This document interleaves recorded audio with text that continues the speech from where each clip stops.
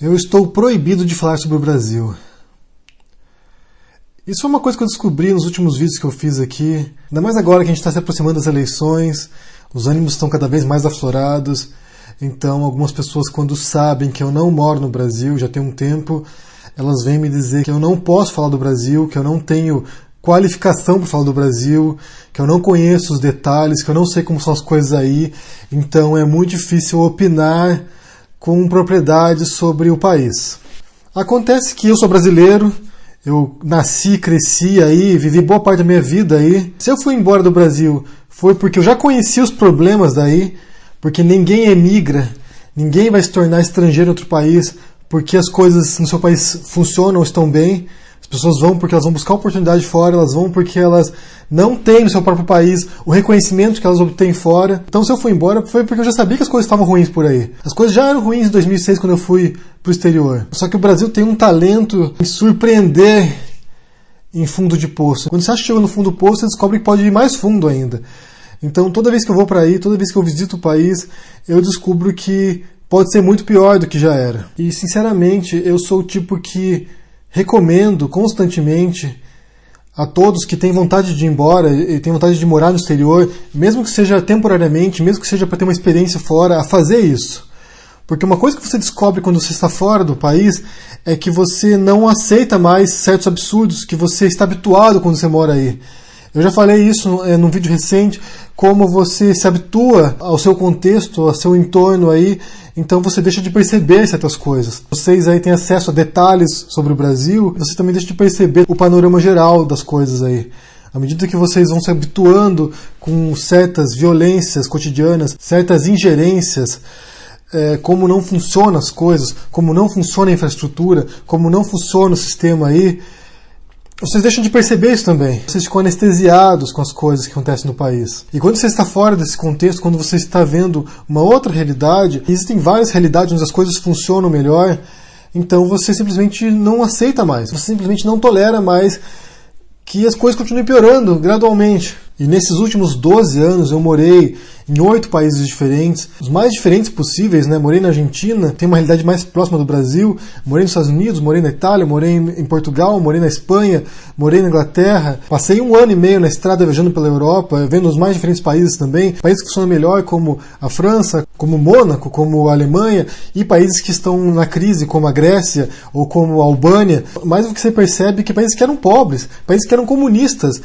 conseguiram se reerguer, conseguiram se levantar, conseguiram se reestruturar, têm condições hoje, têm uma economia saudável, enquanto que o Brasil, que teve um boom econômico durante um período, hoje está nessa crise, hoje está nessa situação lastimável. Por que certos países funcionam, por que certos países conseguem se reerguer, conseguem se reestruturar, conseguem melhorar, e o Brasil não? Essa é uma coisa que vocês têm que se indagar. Porque a gente fala da Europa, mas a Europa, durante o final do século XIX e começo do século XX, passou por várias crises. A Itália era um país miserável. Boa parte dos descendentes italianos no Brasil aí chegaram com uma mão na frente e outra atrás. Chegaram miseráveis no Brasil, desesperados. Os espanhóis que foram para a América Latina também. Os irlandeses que foram para os Estados Unidos também. Você vê no intervalo de 100 anos ou menos, porque vários países europeus foram arrasados pela Primeira e pela Segunda Guerra Mundial. Então esses países conseguiram se reerguer. A Alemanha se reergueu das cinzas, gente. Foi um país que estava totalmente devastado. Cidades como Berlim, como Munique, como Dresden foram arrasadas. Não sobrou tijolo sobre tijolo nessas cidades. E os países se reergueram. O Japão também foi bombardeado com bombas nucleares e se reergueu. Então, não há desculpas, gente. Não há desculpas para vocês falarem que são contextos diferentes. É claro que são contextos diferentes, obviamente, cada país é diferente, a Argentina é diferente, o Uruguai é diferente, só que tiveram países que foram realmente devastados por guerras. Os países dos Balcãs, por exemplo, por onde eu passei, a Croácia, por exemplo, você vai lá, é um país que está fervilhando, um país que, está prosperando, e que teve uma guerra civil ali, a guerra da Bósnia, a guerra de independência dos países que se desmantelaram da Iugoslávia.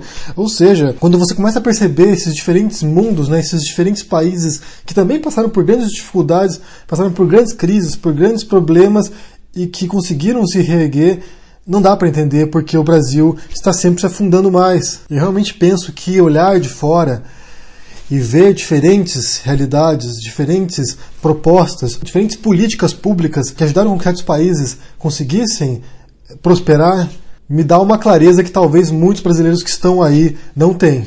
Isso não quer dizer que você não possa estar aí também, conhecer muito bem a realidade aí e saber muito bem que tem muita coisa a ser melhorada. Mas o fato de estar fora não impede de falar de nada, na verdade. Esse aqui, por exemplo, é o Stephen Hawking. O objeto de investigação dele principal é nos buracos negros, e os buracos negros estão a milhões de anos-luz da Terra. Isso nunca impediu ele de falar sobre o buraco negro, sobre investigar um buraco negro, criar fórmulas para explicar esses buracos negros. Esse aqui é o Edward Gibbon. Ele foi um autor que escreveu uma série imensa sobre o Império Romano. Ele é um autor do século XVIII, ele não viveu no Império Romano, ele não esteve nas ruas do Império Romano, ele não conhecia os detalhes do Império Romano, e isso não impediu ele de escrever vários volumes sobre esse período. Para mim é totalmente plausível que alguém fale sobre um assunto que não viveu ou cujos detalhes não conhece.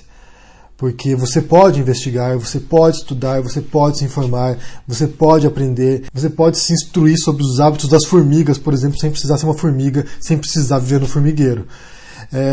Realmente o conhecimento nosso ele está disponível, você pode ter acesso às informações, você pode pesquisar os especialistas, ler as reportagens, se informar. Realmente, hoje em dia, século XXI, se isso já era possível no século XVIII com Edward Gibbons, por exemplo, no século XXI, hoje, com a internet, com as redes sociais, com a infinidade de informações que estão disponíveis para todas as pessoas, só não se instrui quem não quer realmente. Só não aprende quem não tem disposição. Ou seja, eu vou continuar falando sobre o Brasil, porque é o meu país. Eu ainda tenho meu título de eleitor. Sou obrigado a votar ainda para presidente.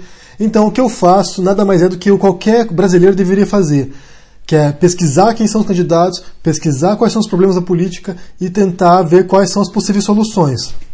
É o que vocês deveriam fazer também. É o que vocês deveriam estar fazendo nesse exato momento. Investigando quais são os problemas, diagnosticando os problemas e tentando ver quem tem a melhor proposta para melhorar o país. E também arregaçar as mangas e melhorar o país de vocês. E se vocês quiserem ir embora também do país, se vocês quiserem juntar suas malas e ir para outro país, ir para o Mercosul, ir para os Estados Unidos, vir para a Europa, façam também. Eu acho que cada um sabe individualmente o que é melhor para si, o que é melhor para sua família, o que é melhor para o seu futuro.